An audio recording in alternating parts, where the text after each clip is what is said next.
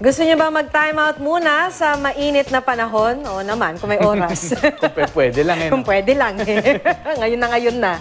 Sa Siquijor, pwede kayong magtampisaw sa malamig na tubig ng isang resort doon. Pwede rin kayong mag-swimming ng Wantosawa sa isang beach sa Leyte naman. Makipasyal Pilipinas tayo kay Chona Carion.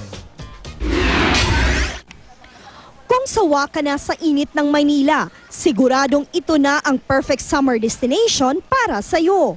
Dito sa bayan ng San Juan sa isla ng Siquijor, nagkukubli ang isang cold spring na tsak magpapabaluktot sa iyo sa lamig. At kung budget ang iyong problema, wala kang gastusin na dapat ipag-alala dahil walang entrance fee rito. Kaya naman hindi nakapagtataka na patok ito sa mga turista. Masarap maligo dito. Malamig ito. Sa linis ng tubig at presko ng simoy ng hangin na nagmumula sa mga punong kahoy sa paligid, siguradong maa-achieve mo ang inaasam mong relaxation.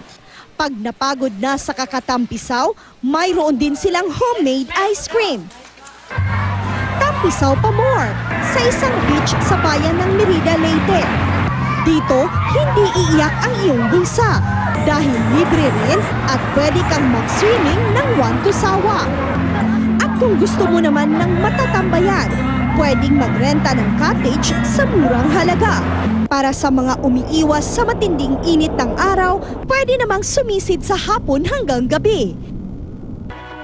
Sa parehong bayan din matatagpuan ang isang mountain resort na hit sa mga turista.